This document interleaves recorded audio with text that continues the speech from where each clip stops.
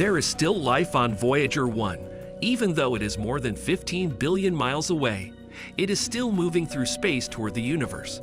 For some reason, the mission's dedicated support team in Southern California hasn't been able to find out much more about the current state of one of NASA's spacecraft that has been in space for the longest time. The computer problem happened on November 14, and it made it harder for Voyager 1 to send back tracking data. There were readings from the craft's science equipment, as well as basic technical details about how the probe was working in this data. Because of this, the team doesn't know any of the important factors that affect the ship's control, power, or propulsion systems. If we're able to get it back, it would be the greatest miracle ever. Suzanne Dodd, who is in charge of the Voyager program at NASA's Jet Propulsion Laboratory and spoke to ours about it, said that the group hasn't necessarily given up. We could look into other options. That being said, this is by far the worst situation I've seen in my job as a project manager. Dodd was put in charge of a small group of engineers by NASA in 2010 when they hired him as the project manager for the Voyager mission. They were in charge of exploring space between stars. Voyager 1 is the spaceship that has been the farthest from the Sun. It has gone at a speed of 38,000 miles per hour, 17 kilometers per second. Voyager 2 was launched 16 days before Voyager 1, so it is not quite as far away. Voyager 1 was launched in 1977. Voyager 1 sped up when it came close to Saturn so that it could pass its sister ship. At the same time, it moved more slowly through the solar system, going by Jupiter, Saturn, Uranus, and Neptune. The National Aeronautics and Space Administration, NASA, has been studying cosmic rays, the magnetic field, and the plasma environment in space between the stars with the Voyager satellite for many years. They are no longer taking the pictures.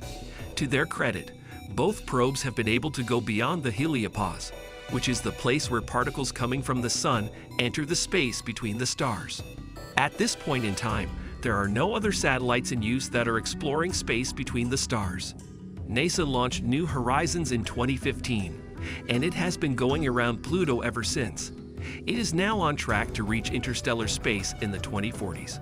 One of the 3 computers on Voyager 1 is having problems right now. The problem is with the Flight Data Subsystem, FDS. The other 2 computers are a command and control computer and a device that checks the direction and attitude control. The Flight Data System, FDS, collects data from the spacecraft's network of sensors. This data is used for many things, such as science and tech projects. Binary code, which is a series of ones and zeros, is then used to combine all of this data into a single data package. The telemetry modulation unit is the separate part that sends the data package back to Earth through the 12-foot-long dish antenna. I will explain what Voyager 2 is to people who don't know what it is. The National Aeronautics and Space Administration, NASA, sent Voyager 1 into space on September 5, 1977. It was a part of the Voyager project, which explored the space beyond the Sun's Heraclon and the space between the stars. It was sent into space 16 days after its twin Voyager 2. For the National Aeronautics and Space Administration, the Deep Space Network, DSN, is how they get regular instructions and send data to Earth. NASA and JPL are both in charge of giving real-time information about distance and speed.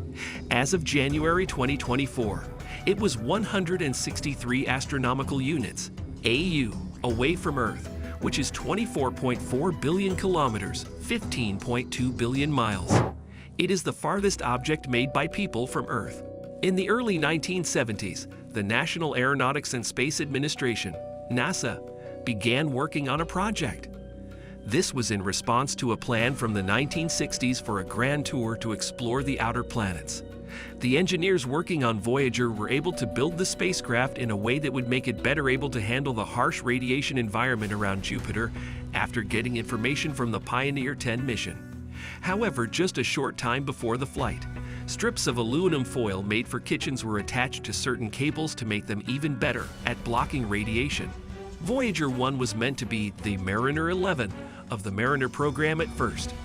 The mission was cut down to a flyby of Jupiter and Saturn, and the probes were given the new name Mariner Jupiter-Saturn probes. Because of budget cuts, this choice had to be made. As the show went on, the name was changed to Voyager. The reason for this was that the probe's designs started to become very different from those used on earlier Mariner flights. The probe flew by Jupiter, Saturn, and Titan, Saturn's largest moon, while it was on its journey. Officials from the National Aeronautics and Space Administration, NASA, could have done a pass of either Pluto or Titan. However, they chose to explore Titan because it was known to have a thick atmosphere. Voyager 1 was the first spacecraft to take accurate pictures of the moons of the two gas giants. It was also in charge of studying the two gas giants' weather, magnetic fields, and rings. The spacecraft's main goal, which is part of the Voyager program and is similar to that of its sister ship, Voyager 2, is to find and study the outer heliosphere's edges and regions, as well as to start exploring the space between the stars. On August 25, 2012, Voyager 1 was the first spaceship to break through the heliopause and enter space between the stars. This accomplishment was a big step forward. When the third wave of coronal mass ejections from the Sun started to hit Voyager 1 on December 15, 2014, it had been going through the first two. At least until December 15, 2014, these ejections kept happening. This is more proof that the probe is currently in interstellar space. Voyager's Trajectory Correction Maneuver (TCM) thrusters were tried in late 2017. This was the first time since 1980 that these thrusters had been used. The mission was extended by 2 to 3 years thanks to this project. This is more proof of how strong the Voyager 1 spaceship is. It is expected that Voyager 1 will stay on its extended mission until around 2025. After that, its radioisotope thermoelectric generators, RTGs, will no longer be able to make enough electricity to power its scientific equipment. The National Aeronautics and Space Administration, NASA, said on December 12, 2023, that Voyager 1's flight data system is currently unable to run its telemetry modulation unit. Because of this, the probe can't send accurate science information. That being said, no one knows if the probe will be able to finish its task. Both of the Voyager space probes carry an audio and video disc that is covered in gold. These songs on this disc are meant to show the wide range of life and culture on Earth in case either of the ships is ever found by aliens looking for life on other planets. This mix, called Sounds of Earth, has sounds of whales, a baby crying, waves crashing on the shore, and music from many countries and time periods, such as pieces by Wolfgang Amadeus Mozart, Blind Willie Johnson, Chuck Berry, and Valia Balkanska. It was led by Carl Sagan and Timothy Ferris, and their team broke the record. It also has greetings from famous people like the Secretary General of the United Nations and the President of the United States, pictures of the Earth and its living things, scientific facts, and a medley called Sounds of Earth.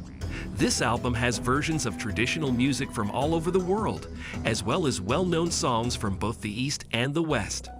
There are also blessings in 55 other languages on the record. This project's goal was to show how much life there is on Earth and how creative people can be. It was also meant to show how people want to connect with the rest of the world. And that's all for today, guys. I hope you enjoyed my video. Thank you for watching and see you next time.